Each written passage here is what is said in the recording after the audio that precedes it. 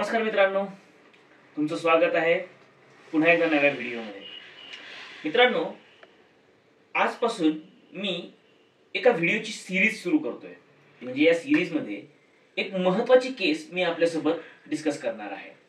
ही केस प्रत्येक लॉ स्टुडंटला त्याच्या legal education मध्ये, लॉ कॉलेजमध्ये असताना शिकावी लागते आणि एमपीएससी आणि यूपीएससी ॲस्पिरंट्स जे आहेत त्यांना सुद्धा त्यांच्या सिलेबस मध्ये ही केस अभ्यासावी लागते। कारण ही केस इतकी महत्त्वाची आहे की या केसनं भारताची ज्युडिशियल सिस्टीमच बदलवून टाकलेली होती। ही केस कोणती आहे, काय आहे हे जाणून घेण्याच्या अगोदर तुम्हाला एक बेसिक गोष्ट समजावून सांगणं हे माझ्यासाठी खूप महत्त्वाचं आहे। अर्थात जे लॉ स्टुडंट्स आहेत किंवा जे प्रोफेशनल लॉयर्स जे हा व्हिडिओ बघत आहेत त्यांना ह्या गोष्टी माहिती असतील, कारण मी आज बोलणार आहे ज्युरी ट्रायल आणि बेंच ट्रायल बद्दल। परंतु जे लेमॅन आहेत, सर्वसामान्य लोक आहेत ज्यांना कायद्याचं ज्ञान नाहीये, त्यांना ज्युरी ट्रायल काय असते आणि बेंच ट्रायल काय असते ही गोष्ट समजावून सांगणं खूप गरजेचं आहे। त्यामुळे या सिरीज मधला हा पहिला व्हिडिओ आहे आणि आता मी तुम्हाला समजावून सांगतो की नेमकं ज्युरी ट्रायल आणि बेंच ट्रायल मध्ये काय फरक असतो। तर मित्रांनो, आपल्या देशात ही ज्युरी ट्रायल सिस्टीम चालू होती। ही सिस्टीम आपण अमेरिकेकडून घेतलेली। युएसए मध्ये अजूनपर्यंत ज्युरी ट्रायल चालतात। एखादा गुन्हेगार ज्याच्यावरती एखाद्या गुन्ह्याची ट्रायल, जी केस चालते कोर्टासमोर, तिथे अर्थातच न्यायाधीश असतात, प्रॉसिक्युशन असतं, डिफेन्स लॉयर असतात। परंतु काही देशांमध्ये, जसं की मी युएसए म्हटलं किंवा भारतातही अनेक वर्षांपूर्वी ही ज्युरी सिस्टीम लागू होतीच, तर त्यामध्ये ज्युरीजचं सिलेक्शन केलं जायचं। आता हे ज्युरीज कोण असायचे?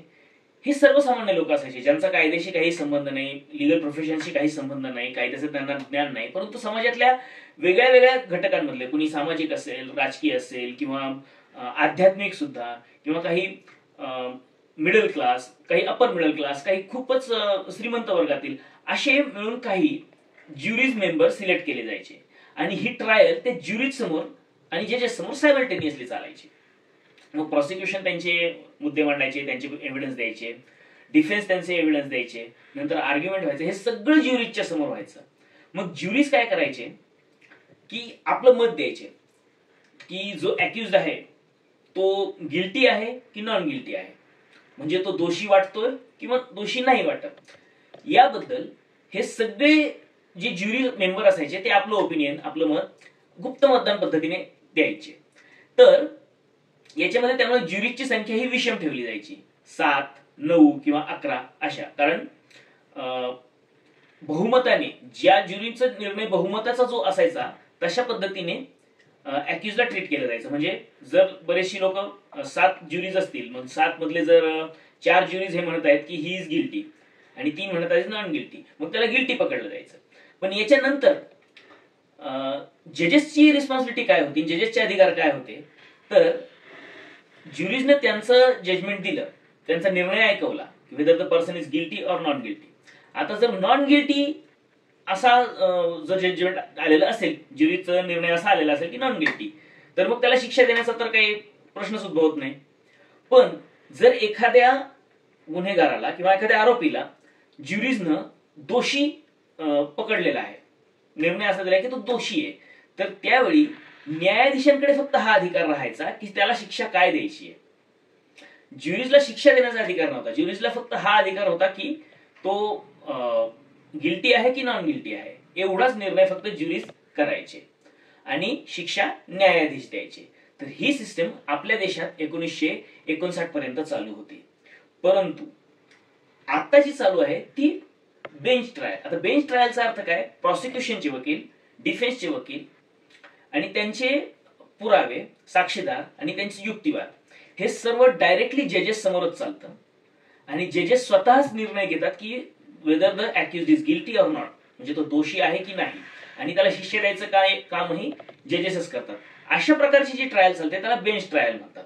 मग ही बेंच ट्रायल आपल्याकडे 1959 पासून सुरू झाली आणि ज्युरी ट्रायल जी होती ती 1959 नंतर पूर्णपणे बंद करण्यात आली।